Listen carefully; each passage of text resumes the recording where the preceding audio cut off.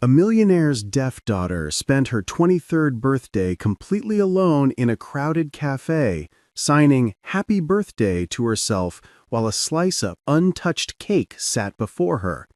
Surrounded by Nashville's elite who couldn't speak her language, Tessa Caraway's hands moved through the air in a conversation with no one, until a single father named Logan Hayes recognized the signs and did something that would shatter 19 years of silence between a daughter and her millionaire father.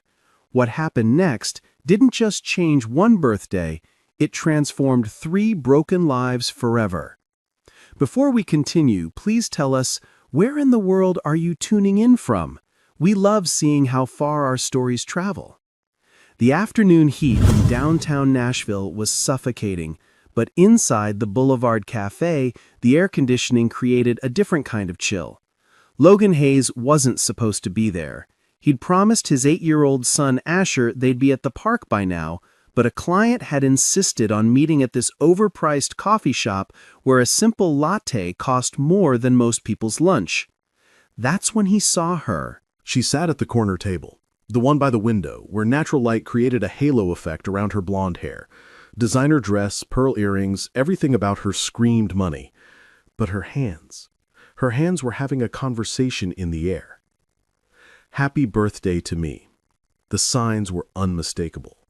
Logan's chest tightened as he watched her fingers move with practiced precision, each gesture a word spoken into silence.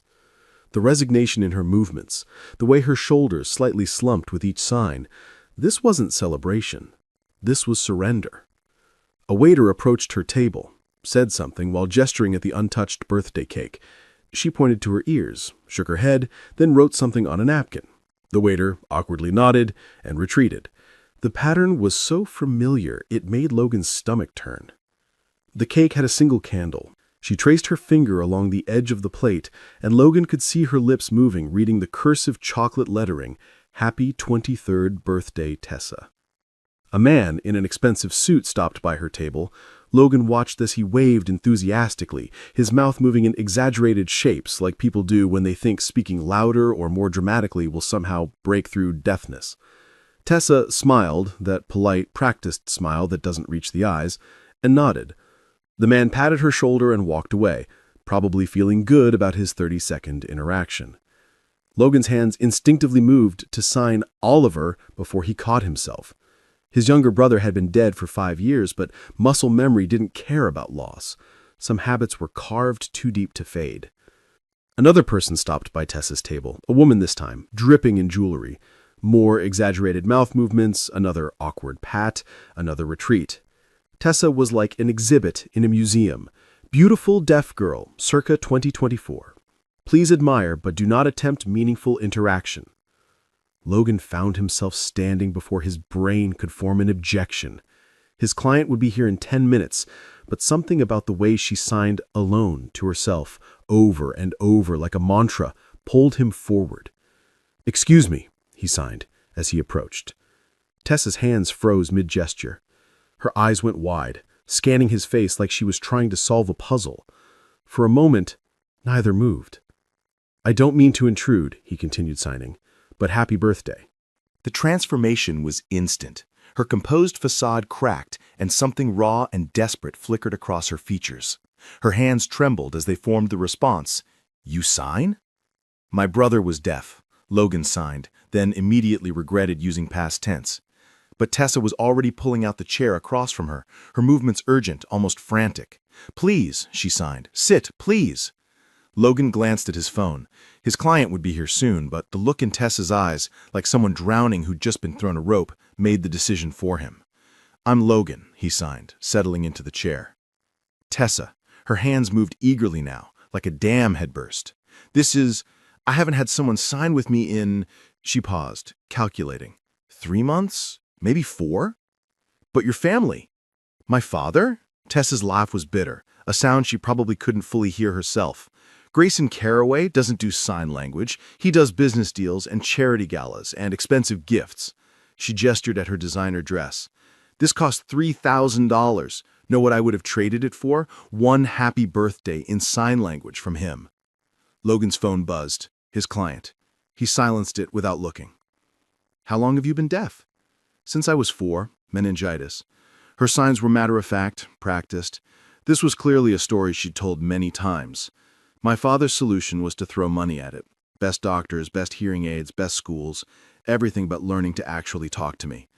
That must be lonely, Tessa finished.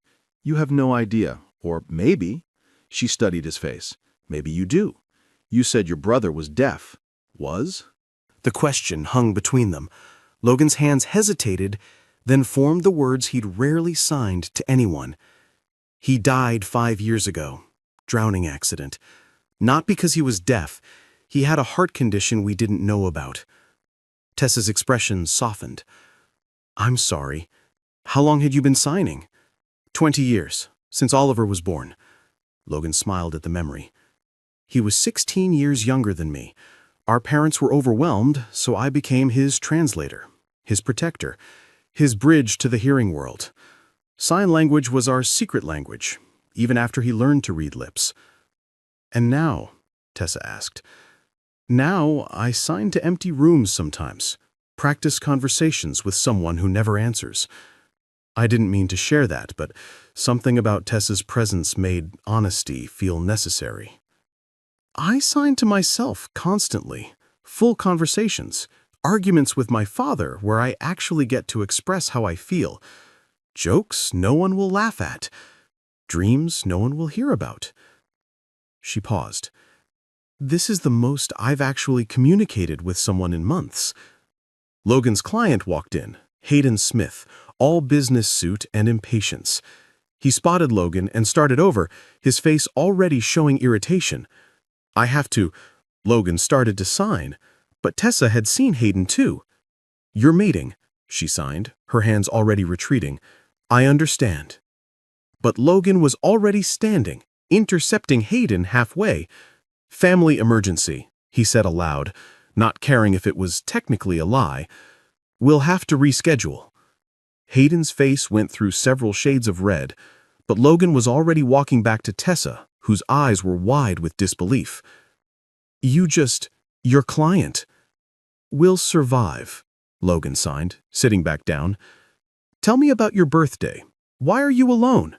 Tessa's hands moved slowly at first, like she was testing whether this was real. My father's in Tokyo. Business deal. He sent this cake. Had his secretary arrange for it to be delivered here. This café. It's where he brings his business associates. I think he thought being here would feel like being with him. But it doesn't. It feels like being a prop in someone else's life. The bitterness was back. You know what's funny? He runs a real estate empire. His entire fortune is built on communication, convincing people, negotiating, connecting. But 19 years and he's never learned my language. Logan thought of Oliver, how their parents had struggled but tried, how he'd stepped in to fill the gaps. Maybe he's afraid. Of what? Tessa's shines were sharp. Of not being good enough, of failing you more than he thinks he already has. Tessa stared at him for a long moment. You don't know Grayson Caraway. Failure isn't in his vocabulary. Neither is vulnerability, I'm guessing. That made her pause. Her hands lowered and Logan saw her really considering the idea for the first time. Tell me about your son, she signed, changing the subject. You mentioned promising him something. Asher, he's 8. We were supposed to go to the park, but Logan gestured around the cafe. You chose to sit with a stranger instead. You looked like you needed a conversation more than he needed the swings. What about his mother? Logan's hands hesitated. She left when Asher was 2. Couldn't handle parenthood, she said. Sends birthday cards sometimes when she remembers. So you understand, Tessa sighed, being abandoned by someone who's supposed to love you unconditionally. It's different, though. Your father is still here. Is he? Tessa's question hung in the air. Physical presence isn't the same as being present. At least your ex was honest enough to leave. The honesty was brutal, but Logan couldn't argue with it. He'd spent years angry at Catherine for leaving, but at least Asher didn't have to watch her fail to connect every single day.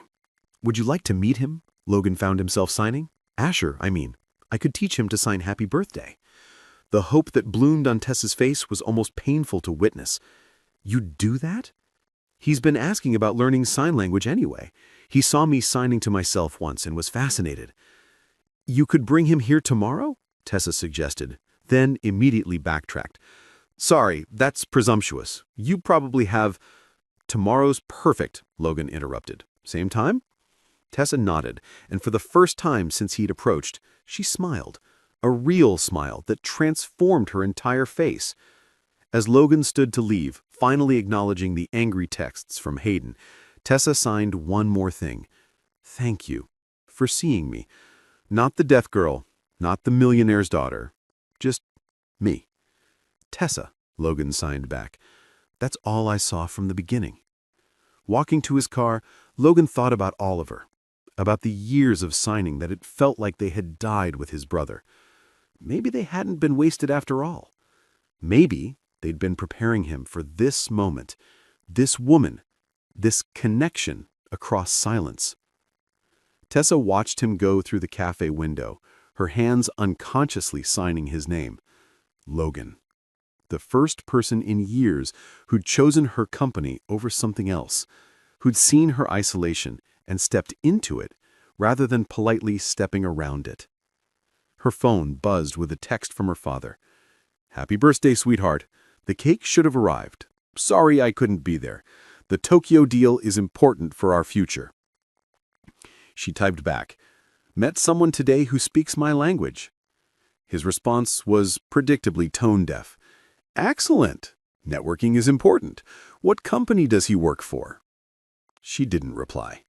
How could she explain that Logan's value had nothing to do with networking and everything to do with the simple act of seeing her?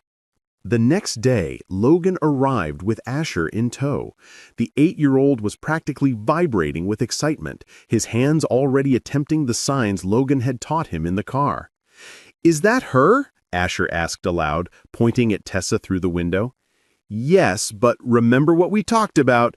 But Asher was already pushing through the door, marching up to Tessa with the confidence only children possess. His small hands moved carefully through the signs. Hello, I'm Asher. Happy birthday yesterday.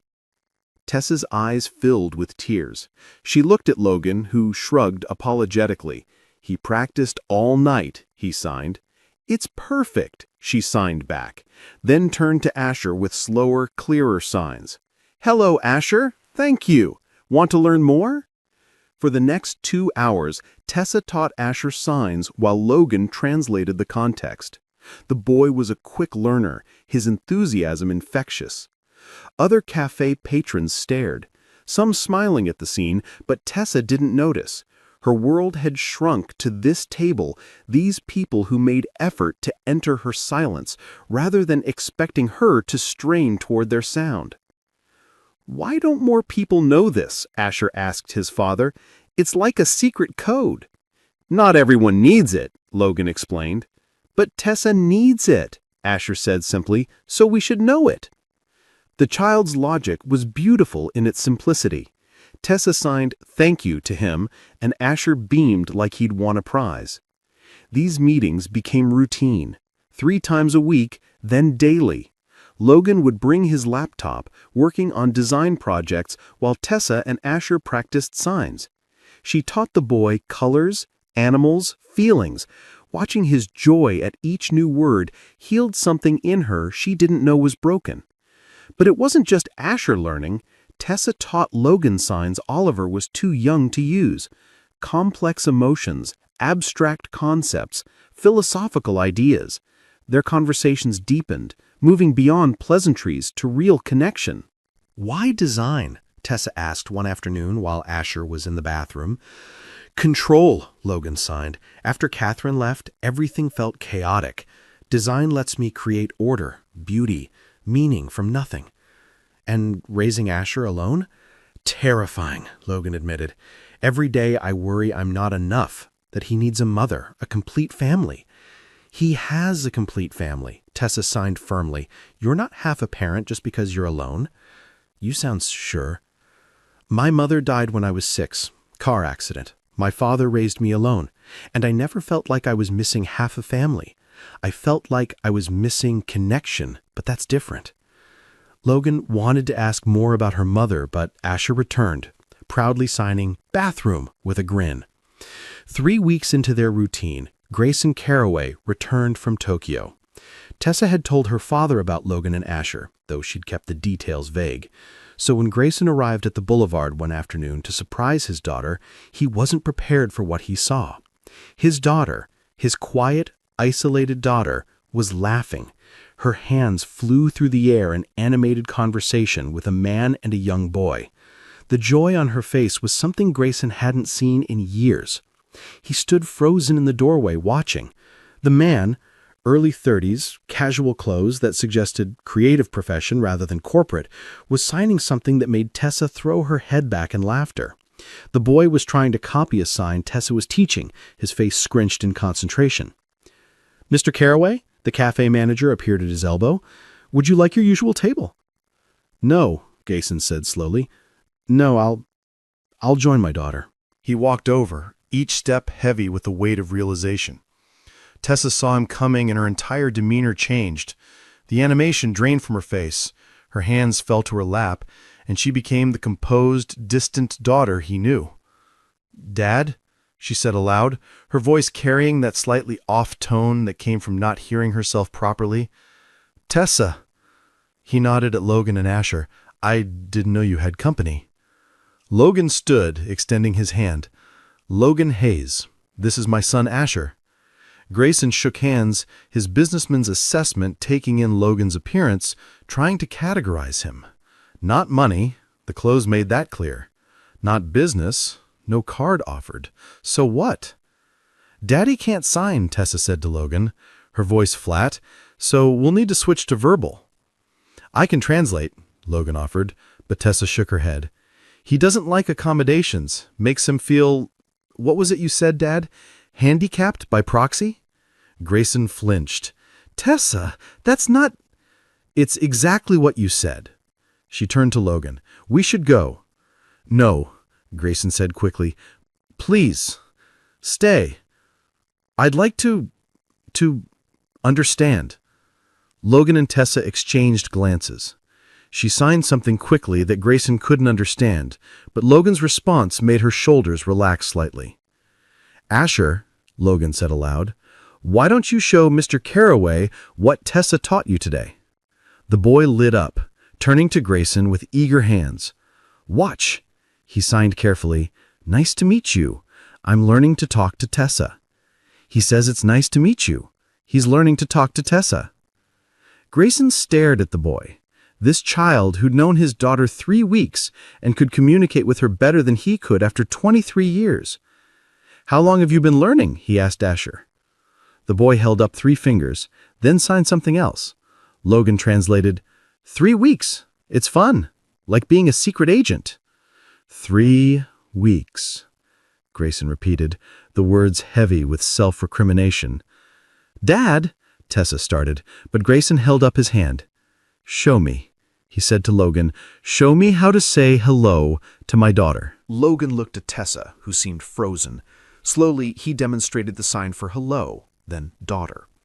Grayson's hands that signed million-dollar deals, that gesture commandingly in boardrooms, trembled as they copied the movements. "Hello, daughter." Tessa's eyes filled with tears. She signed back slowly. "Hello, Dad." "What did she say?" Grayson asked urgently. "Hello, Dad," Logan translated. For a moment, no one moved. Then Grayson pulled out a chair and sat down heavily. 19 years, he said.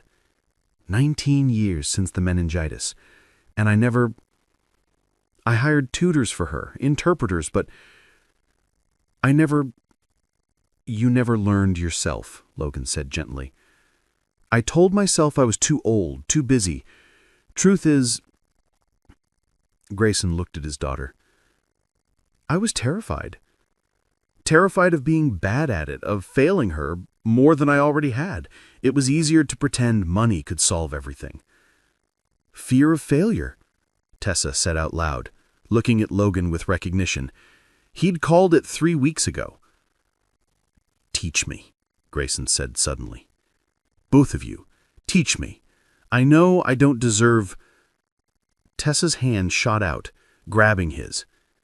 With her other hand, she signed something. Logan translated, "It's never too late to learn." The lesson started that day. Grayson Caraway, who commanded boardrooms and controlled millions, became a student at his daughter's table. His hands, unused to this kind of vulnerability, struggled with basic signs. "No, Dad, like this," Tessa would correct, adjusting his fingers. Each correction was patient, gentle, a reversal of every dynamic they'd ever had. Logan watched it all unfold, translating when needed, but increasingly unnecessary as Grayson slowly built his vocabulary.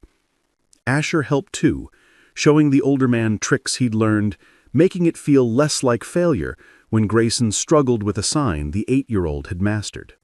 "You know what's ironic?" Grayson said one evening, 6 weeks into his lessons.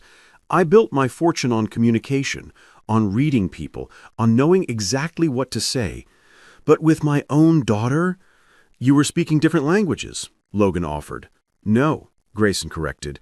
"I refused to learn hers.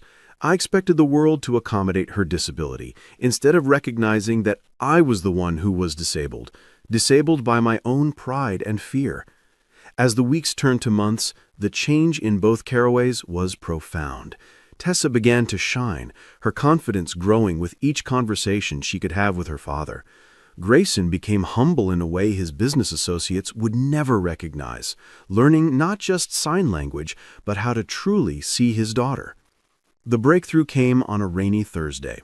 Grayson had been practicing a phrase for days, working with Logan while Tessa was at her volunteer position at the museum. When she arrived at the café, Grayson stood and signed carefully but clearly. "Madison, you are my sunshine. You always have been. I'm sorry it took me so long to tell you." Tessa froze. Her hands flew to her mouth, and tears streamed down her face. "You used my sign name, the one Mom gave me before she died." She signed to Logan. Logan translated, and Grayson nodded. "I remembered. Your mother used to sign it when you were little, before we lost her. I should have continued. I should have done so many things differently." Asher, who'd been quietly drawing, looked up at his father. "Is this happy crying or sad crying?" "Both," Logan signed and said out loud. "Sometimes they're the same thing." The transformation wasn't just personal, it rippled outward. Grayson hired sign language tutors for his entire household staff. He started incorporating accessibility features into all his properties. He became, in his words, militantly inclusive about communication access in Nashville's business community. "I spent 2 decades building walls," he told Logan one day. "Walls of money, walls of ignorance, walls of fear. You and Asher, you showed me how to build bridges instead." But perhaps the most beautiful change was in the relationships themselves. Logan and Tessa's connection deepened from friendship to something more. She taught him signs for feelings Oliver had been too young to express: profound grief, unexpected joy, the specific loneliness of being a single parent. He taught her that isolation wasn't her destiny, that she deserved to be chosen, to be someone's priority rather than their charity case. "You know what I love about you?" Tessa signed to him one evening as they watched Asher teach Grayson the sign for skateboard. "My devastating good looks," Logan signed back with a grin.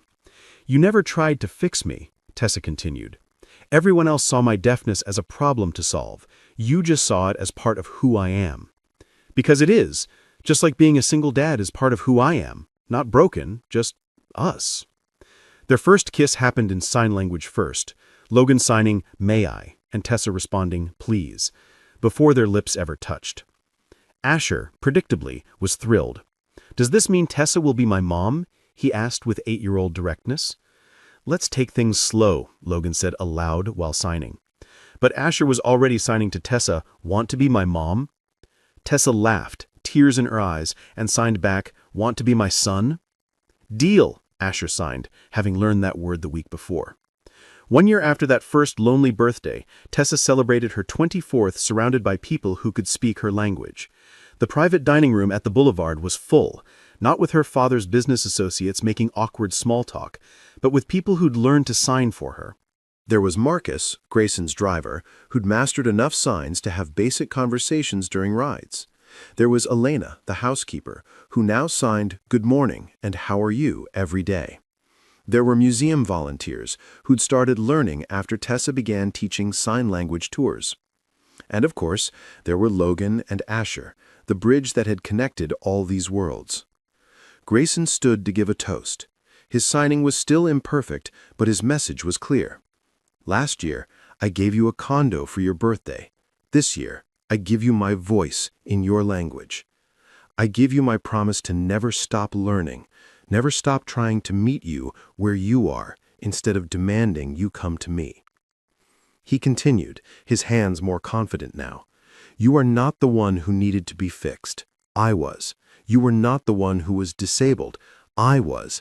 Disabled by my inability to see that love means learning someone else's language, literal and figurative. The room was silent except for the soft sound of tears being wiped away. Also, Grayson added with a slight smile, I'm hoping Logan will officially become family soon because I need more help with my homework. Everyone laughed, the tension breaking. Logan stood, pulling something from his pocket. The small velvet box made Tessa's hands fly to her chest. Tessa, he signed, ignoring everyone else in the room. You taught me that silence isn't empty. It's full of possibility. You showed me that connection isn't about words, but about choosing to understand each other. You brought light back into spaces I thought would stay dark forever. He opened the box, revealing a simple silver ring with a small sapphire, Tessa's birthstone.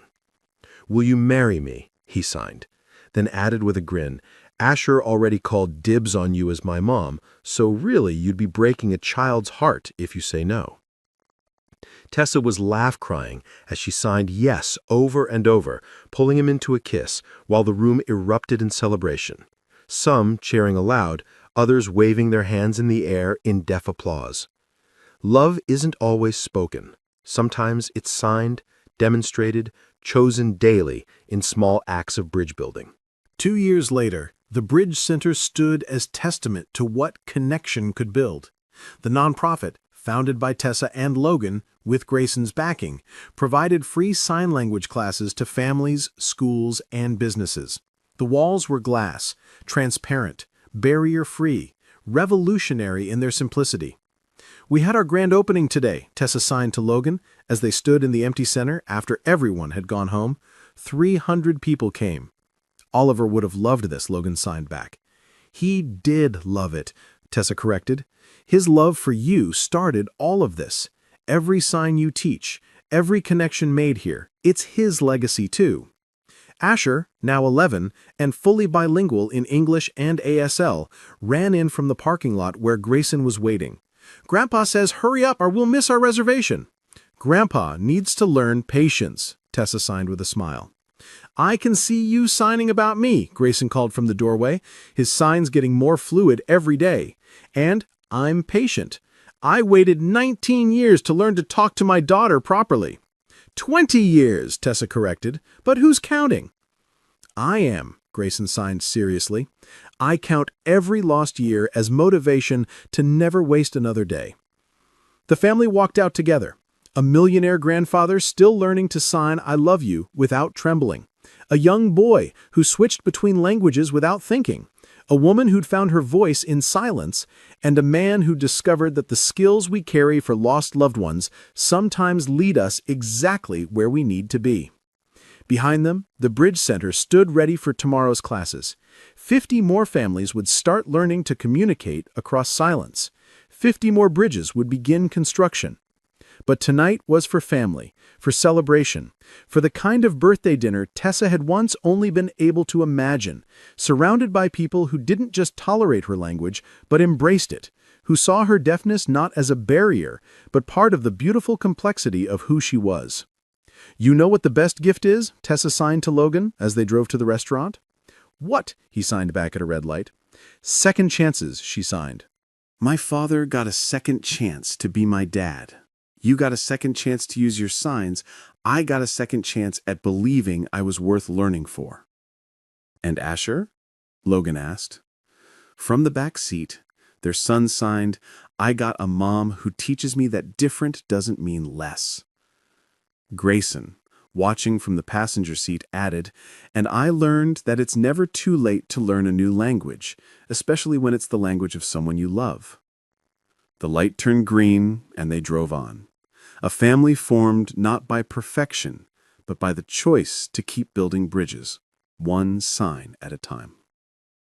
Years from that first lonely birthday, Tessa would look back and marvel at the chain of events.